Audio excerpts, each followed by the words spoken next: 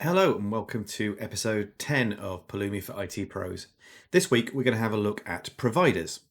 Providers are how you tell Pulumi how to connect to whatever service you're deploying into. So be that your cloud provider or any of the other providers that Pulumi offers. Now, we haven't used providers up till now, or at least we haven't seen them. So you might be asking, well, why do I need them if it's already working? Well, what we've been using up till now is the default provider.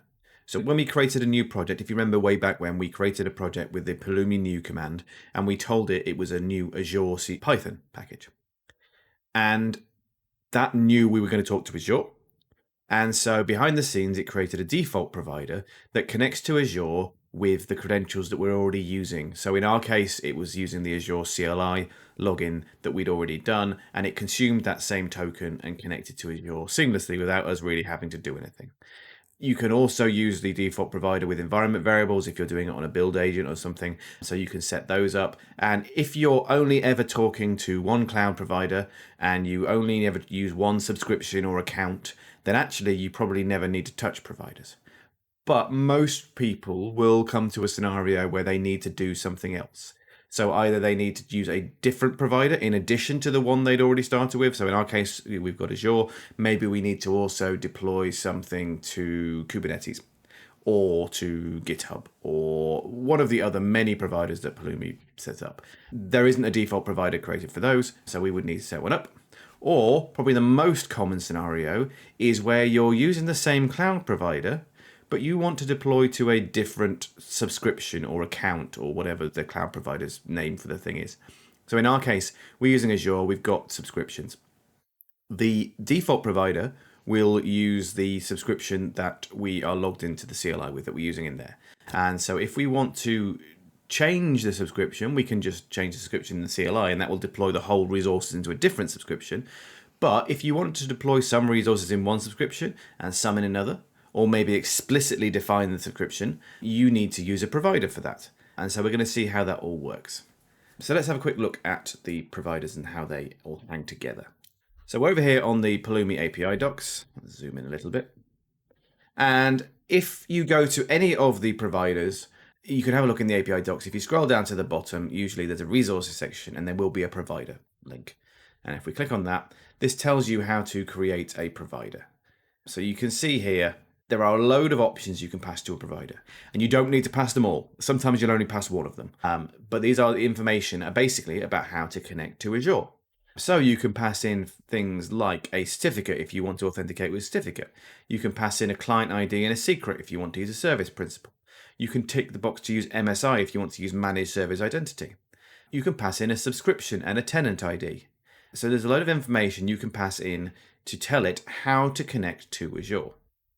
And depending on how you want to have that set up, there are different ways to do it. So if we take the example of using a service principal. So a service principal is the service account in Azure. So it's a username and password that can be used to connect as a machine rather than as a user. And so in here, you can pass in, there are three things you need to, or four, I suppose, you need to be able to use a service principal. You need the client ID, which is the ID of the username. You need the client secret, which is the password for that. You need a subscription to tell it which subscription to use, and you need a tenant ID, which tells it which tenant it sits under.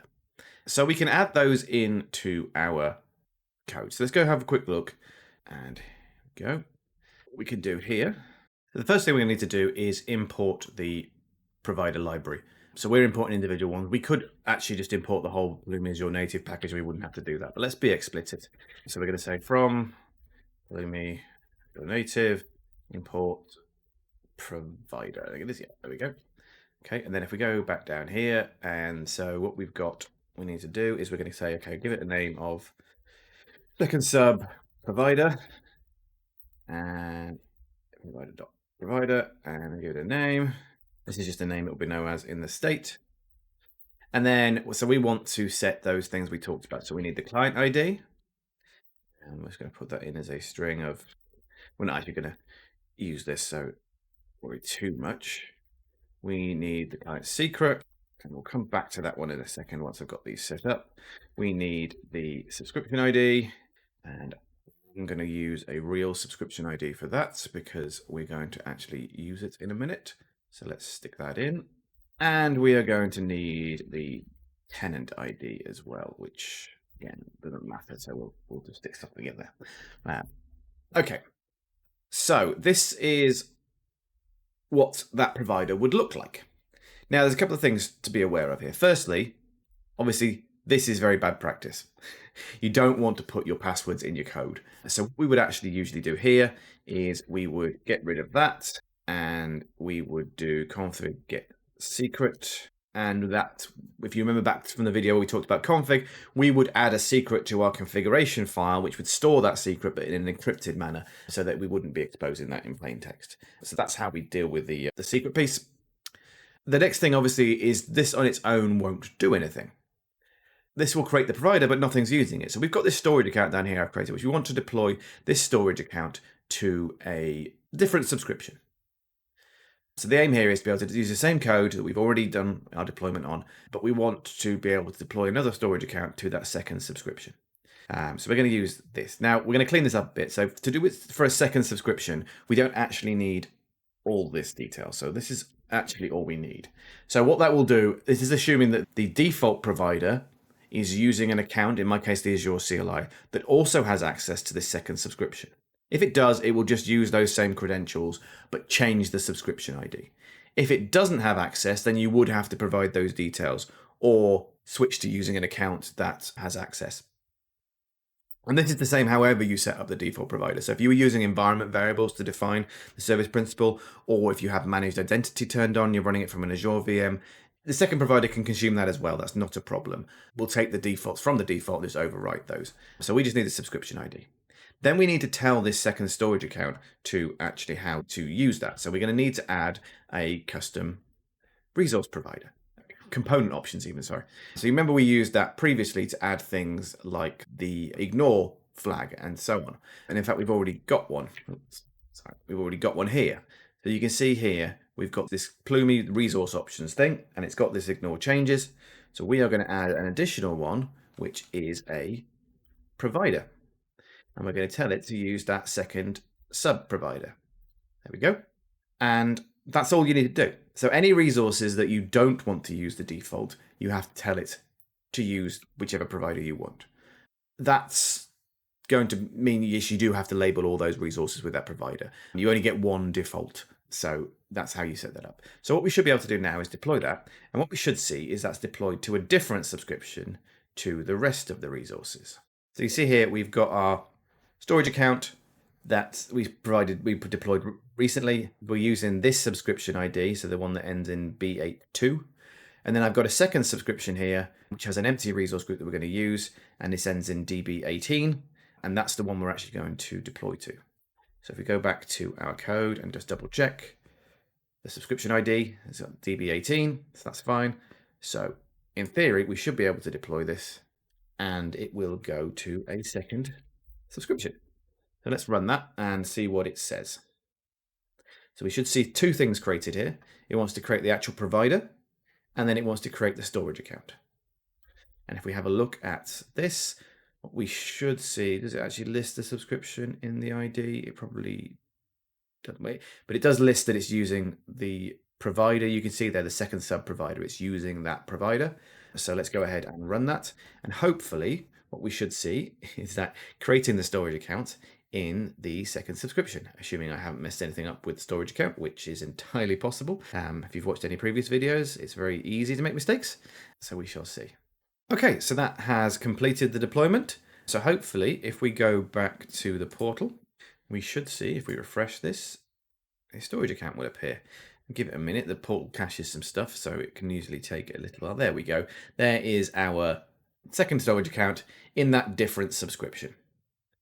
So you can have a single deployment in Azure, use different subscriptions, you can have it use different credentials, you can have it use different settings, you can have one use a service principal, one use managed identity, whatever you want, you can have that using the provider. So that's what you might use a provider for if you are looking to do something slightly different in the same cloud provider, but you also might be looking to actually deploy to a second cloud provider. So here we've got the AWS provider. So let's say I want to deploy some stuff to Azure and I want to deploy some stuff to AWS. My project has a default provider for Azure doesn't have one for AWS, so I'm going to have to provide some information on how I connect to AWS before I can do that. And for that, we will need to create a provider. Now, when we created the project and we told it was an Azure project, it did some other magic for us. One thing was it set up the actual requirements file to pull in the libraries. So in Python, that's the requirement.txt. In C#, that would be the NuGet package. In TypeScript, that would be the npm package, those sort of things. We haven't got that for AWS, so we're going to need to set that up. So again, we can have a look at the docs. If we have a look at the root of the AWS package, we can come in here and it should tell us the name of the package. Yeah, so we're going to need, that's the name of the actual package. So if we go back to here, you can see this is our requirements text file. Sorry, we're not in code. There we go. This is our requirements text file. You can see here we're telling it to pull in the Pulumi library and the Pulumi Azure native library. Well, what we want is the Pulumi AWS native library as well. And we need a version here. And I just got this in the docs. The current version is 0.65.0. And we're going to do greater than or equal to so that it's going to pick that up. Any newer versions. So that tells Python what we want to actually import into our project. Now, currently we don't actually have that downloaded. If we want any IntelliSense or something, we're going to need to do that. So if we go back to the command line, what we can do is run the pip command. So pip is the Python installer program that will actually download that package for us. So if we run pip install -r, which is basically telling it where the requirements file is and point to that requirements.txt, and if we run that, that should pick up that we need to install a new library, in this case the AWS library, and it should get that installed. There we go. It's going ahead and downloading the AWS library for us. That's the Azure native one. It's actually updating the Azure native one. We should see it get the AWS one in a second, hopefully. I'm waiting for that. If we have a quick look at the docs, so the getting started docs for AWS, if we have a look at these, you can see down here there are some credentials. So it's talking here about using IAM credentials to access AWS, and you need an access key and access key ID and an access key secret. Now, these values can then be put into environment variables. So you see here that you set those environment variables to access key and AWS secret access key. And if we did that, we wouldn't actually need the provider, because again, that would use the default AWS provider that just looked for those environment variables. And so you could do that. You wouldn't actually have to explicitly define it, but you might want to if you want to set some advanced options, or if you want to explicitly show that the AWS resource is, the resource is an AWS resource rather than an Azure resource, and so on. So you can still use the default provider even if you've got multiple different cloud providers, if it supports these things like environment variables. So you don't have to configure this. But again, if you wanted two different AWS profiles, then you would. And we'll come on to a second, but it may very well be better practice to always define your providers explicitly so you know what you're getting. And we'll come back to that in a second once we've got the AWS provider set up. So back in VS Code, we've imported the Pulumi provider, the AWS provider. We're importing the provider thing, and we've given it a different name so that we can distinguish it from the Azure provider. Again, what we could have done instead, if we wanted to simplify things, we could also just do that and import the whole library. So that, let's do that. In fact, let's leave that there. So we got Pulumi AWS native. So we're going to say provider, AWS provider, and we're missing the actual class name, provider. So we can do it that way instead if you want to. It's all about how you want to organize your imports. But we should now have here is we have our access key, and we'll put some rubbish in there, and then we should have something like secret key. There you go. And so there we go. So then we'd have an AWS provider, and we could use that with any AWS resources we wanted to create. And that applies to any other provider you wanted to use. A Kubernetes, that's slightly different in that you would pass in a kubectl or kubeconfig file, GitHub, Datadog, whatever the provider you want to use is. So that's how you would create those providers. So the last thing I wanted to do is just talk about how you can disable default providers. As I mentioned, default providers are great and they get you going quickly. You can use your local credentials you've already got set up and they'll just work. But they can cause you problems.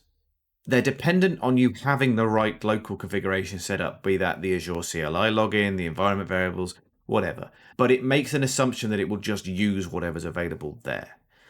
And so if you don't think about it and you've accidentally logged into the Azure CLI with a different user or on a different subscription and you run a deployment, it can cause all sorts of unforeseen circumstances. So sometimes you might want to explicitly say you must define the provider so that it's very clear what that is and that it's defined in code rather than relying on the environment so that it's stored in your code alongside all your other infrastructure as code. That ensures you use the same credentials, the same subscription details, whatever, every time. It is a better way of having that codified rather than relying on the environment being set up.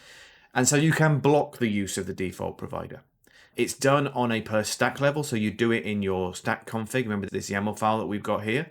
So we can add a config setting called Pulumi disable default providers, and then we can list the providers we want it to disable. So let's just say so that would disable those default providers. So if I tried to deploy this now, all those resources we deploy with the Azure native default provider would fail because it wouldn't have a provider. You can also disable all default providers. So rather than listing them all, you can just add this, just add the star syntax, and that will disable all of those default providers for you. So this is probably a good idea if you are going to get to production. You want to make sure that there's no somebody accidentally changes an environment variable and everything goes wrong. So that's how you can disable the default providers should you wish to. I'm going to get rid of that because I'm going to forget it's there and wonder why it won't deploy next time. But yeah, that's how that works. So that's it. We've covered providers today. Hopefully that made sense. Let me know if you have any questions. You can use providers if you need to. If you don't need them and you're happy with the default one, don't feel you have to, but they're a tool that you can use just like everything else. Hope you found that useful, and I will see you next time. Have a great rest of your day.